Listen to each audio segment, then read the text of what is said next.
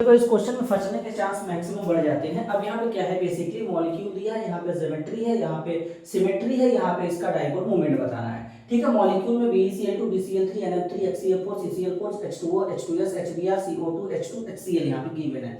अब यहाँ पे ज्योमेट्री में जैसे इसका लीनियर, इसका ट्राइगोनल प्लेनर है, टेट्राहेड्रल है बेसिकली, और यहाँ पे क्या है, ऑक्टाहेड्रल है, टेट्राहेड्रल है। H2S जो है इसमें हाइब्रिडाइजेशन का कोई कॉन्सेप्ट नहीं पाया जाता, इसलिए लोन पेयर के बेसिस पे मैंने बेल्ट लिखा है। इसके बाद HBr का कोई ज्योमेट्री नहीं होगा, CO2 का लीनियर होगा, H2 का कोई ज्योमेट्री नहीं होगा, HCl का कोई ज्योमेट्री नहीं होगा। अब आते हैं, ये सिमेट्रिकल होता है, ये भी सिमेट्रिकल होता है, ये अनसिमेट्रिकल होता है, ये सिमेट्रिकल होता है, ये भी सिमेट्रिकल होता है।